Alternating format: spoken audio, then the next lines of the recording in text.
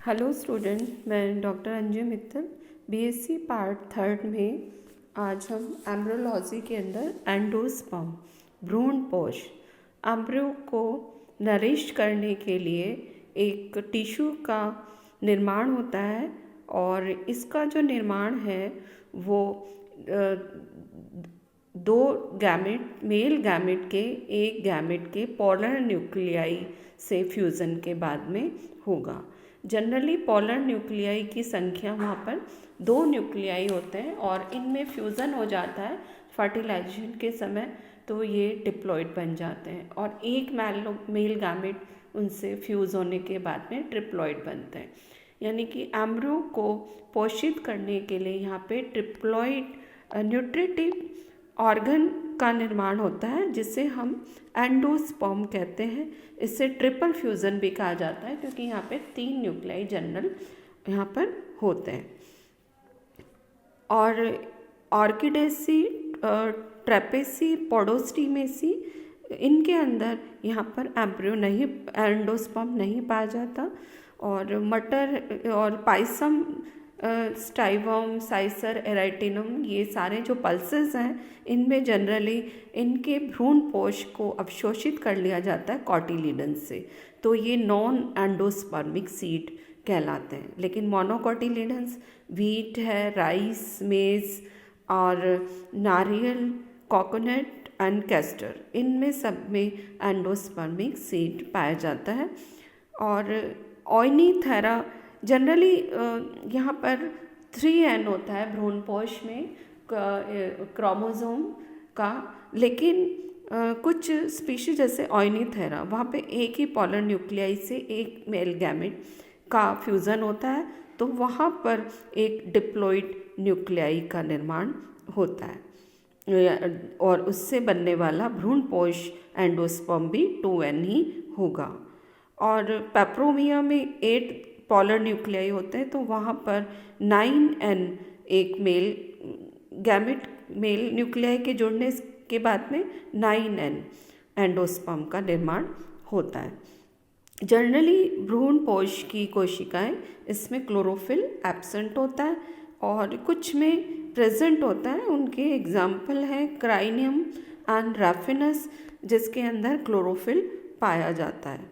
और मोनोकॉटिलीडन्स के अंदर जिनमें एक पेरिफेरल लेयर बनती है जो कि जहाँ पर स्टार्च जहाँ पर उसके अंदर प्रेजेंट होता है, और जब परिपक्व हो जाता है सीड तो उसके बाहरी लेयर पर यहाँ पर एलुलर ग्रैन्यूल्स का जमाव देखने को मिलता है। एंडोस्पर्म जनरली यहाँ पर 3 टाइप के पाए जाते हैं, न्यूक्लियर, सेलुलर एंड हैलोबियल।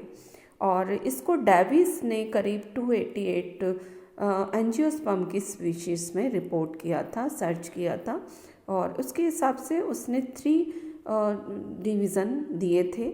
और इसमें न्यूक्लियर जो डिवीज़न है इसके विकास के समय बताया कि यहाँ पर बिना कोशिका भित्ति के न्यूक्लियाई वो डिवाइड होकर एक फ्री न्यूक्लियाई जो कि कैविटी के अंदर, सेल की कैविटी के अंदर प्रेजेंट होते हैं।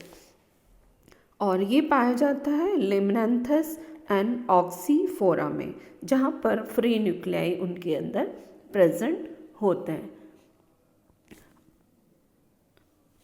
मल्टी न्यूक्लियाइड कंडीशन बनने के बाद में कुछ सेल्स, कुछ एग्जाम्पल ऐसे भी होते हैं, उनके बाद में यहाँ पर कोशिका का निर्माण शुरू हो जाता है। ये पेरिफेरल टू सेंटर की ओर क्रम में होता है, जिसके अंदर भ्रूणपोष कोशिकी सेलुलर नेचर का भी हो जाता है, जैसे कि फैसियोलस एंड क्रोटोलेरिया के अंदर, और बाकी ये सेंटर के अंदर फ्री रहते हैं। और कुछ स्पीशीज़ में कुछ डिफरेंस भी देखा जा सकता है कि जैसे कैलोट्रोपिस एंड रैफलिशिया के अंदर 8 से 16 सेल्स जब फ्री न्यूक्लियाई बनते हैं, लेकिन उसके बाद में इनमें भित्ति का निर्माण शुरू हो जाता है।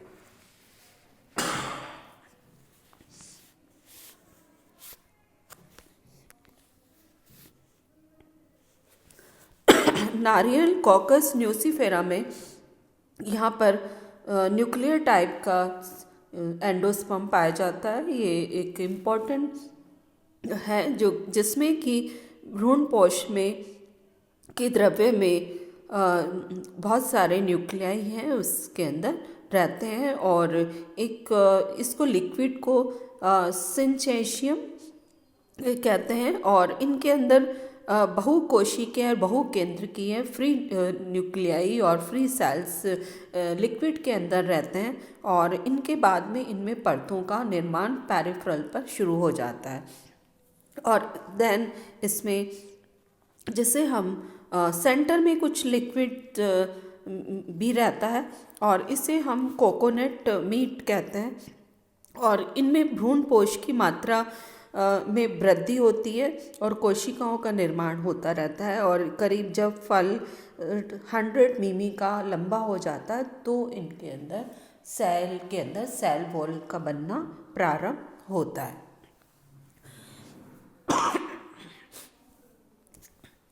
सुपारी अरेका कटेचु, इसमें इनका एंडोस्पर्म का जो निर्माण है वो नारियल के ही समान होता है और इसमें पूरी जो कैविटी है वो सेल्स इनिशियली फ्री न्यूक्लियाई होते हैं और उसके बाद में कोशिकाओं का निर्माण होता है और ये हार्ड और थोड़ी दृढ़ हो जाती है जिसे हम रूमिनेंट एंडोस्पर्म कहते हैं।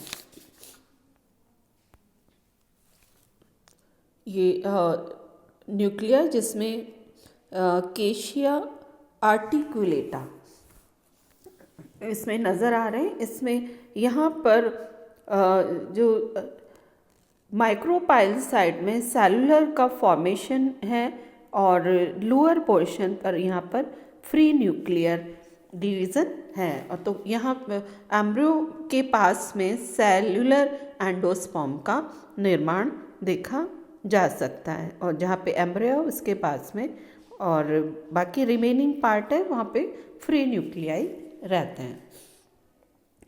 इसी तरह से सेकंड जिसमें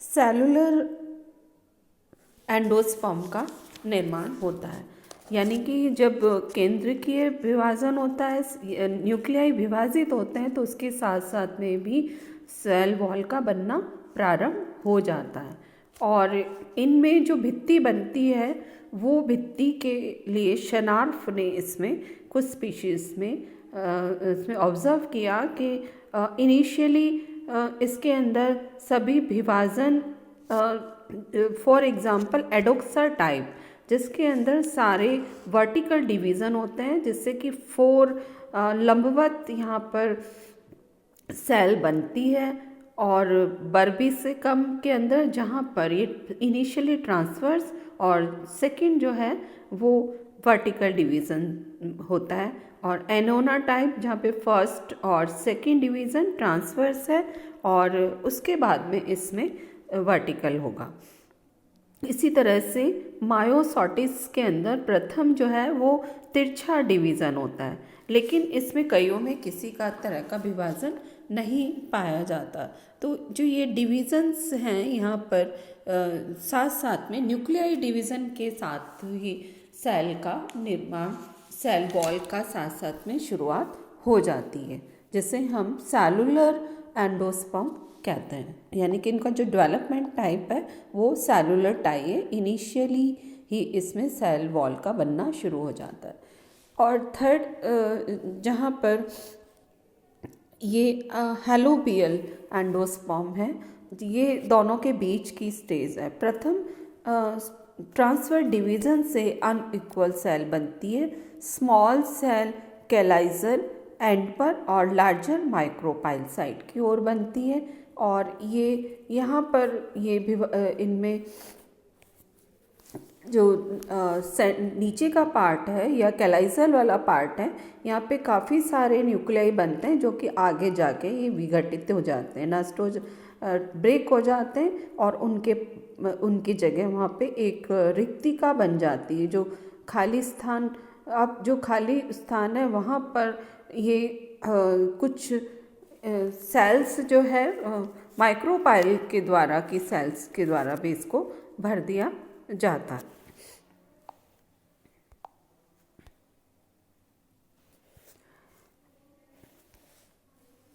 एंडोस्पर्म एक न्यूट्रिटिव ऑर्गन है जो कि डेवलपिंग एम्ब्रियो को न्यूट्रिशन देता है।